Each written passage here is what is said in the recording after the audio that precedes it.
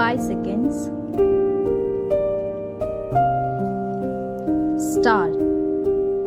My dear brother, colleagues on the dais and honorable members, I am very happy to welcome you all to the 23rd Annual General Meeting of the company. The Director's report and the statement of accounts for the year have been in your hands for some time and clearly indicate the progress of the company.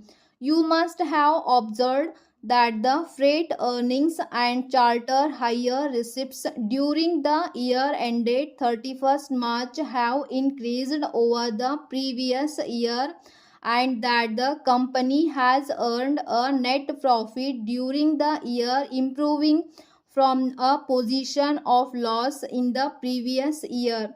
I am sure that the shareholders will be pleased with the results achieved by the company.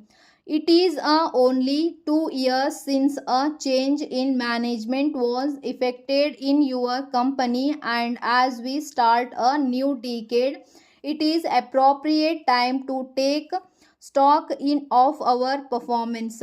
Being primarily an agrarian country, taking its first step towards industrialization through management and skills and the performance of our economy over the last 4 decades can give some cause for satisfaction. The India of our dreams cannot be created by reducing the planned efforts required from her citizens.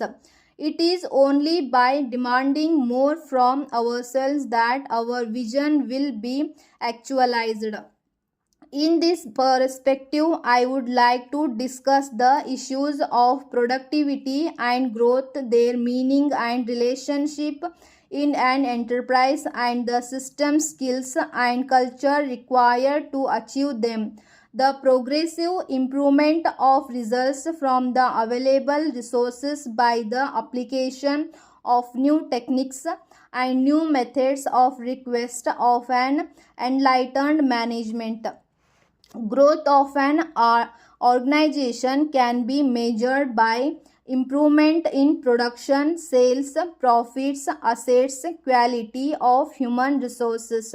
Very often, a complex set of indices not only reveal the growth in real terms but also give it a relative position.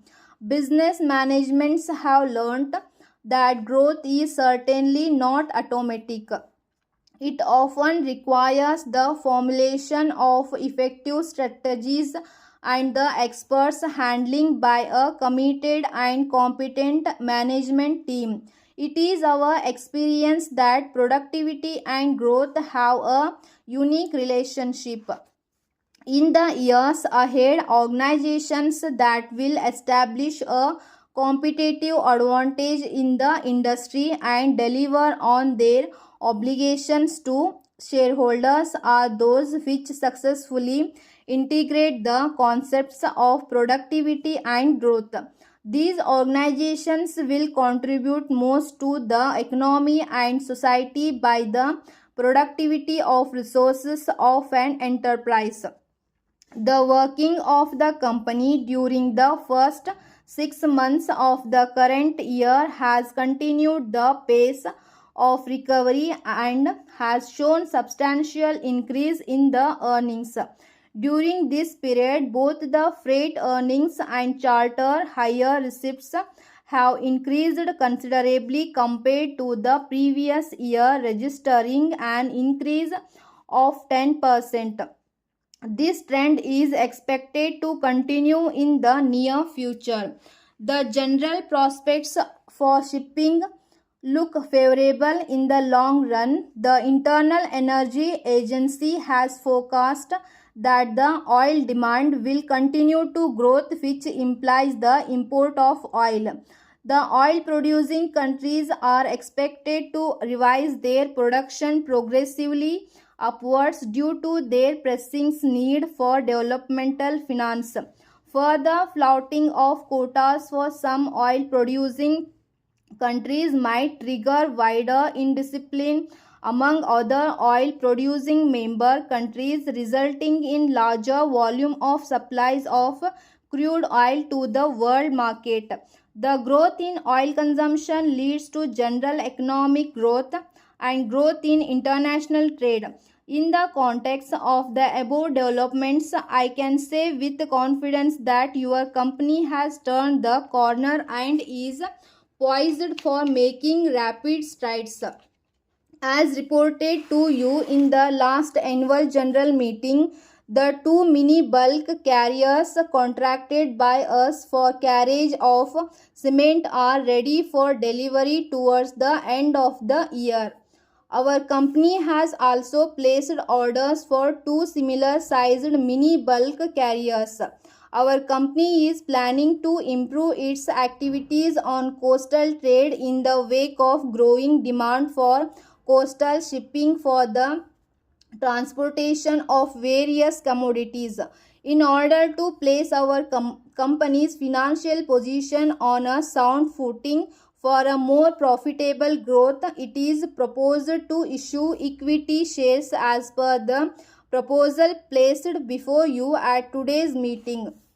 The company has also submitted the proposal to the Controller of Capital Issues for approval. He has since approved the proposal subject to certain conditions. I shall dwell on this point when the resolution comes up before you for kind consideration. The controller has also permitted the company to retain excess contribution to the extent of aggregate nominal value. I am gratified to note that a bill has been introduced in Parliament for amendment of the Income Tax Act for the benefit of investors in equity shares.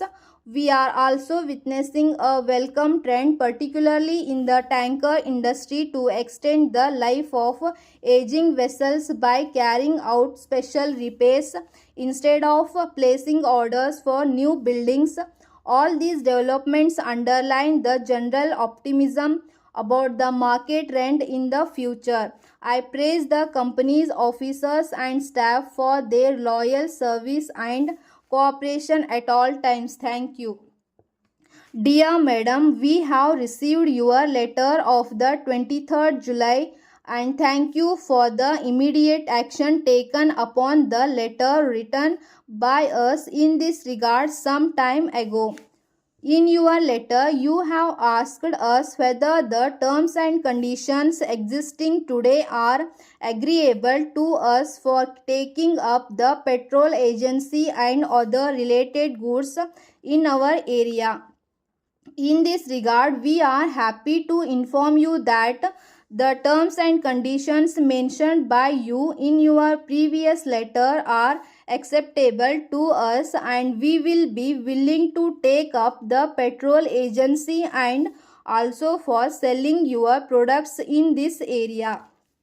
But we would like to have some clarification in regard to the quality of the goods produced by you and the percentage of commission you are going to give for the sale of your goods in your area. Hence, we will be sending one of our senior executive officers to meet you in this regard and have a discussion with you.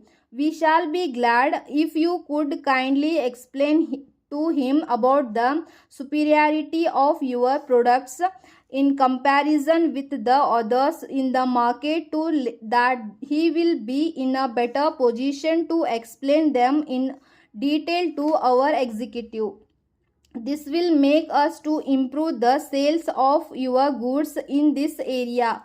We would also like to bring to your kind notice that the advertisement of the goods manufactured by any company will play a key role in selling the products in the market.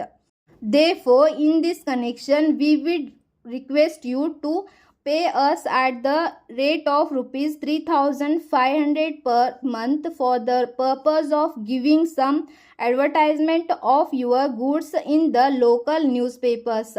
This will enable us to increase the sale of your products in the market.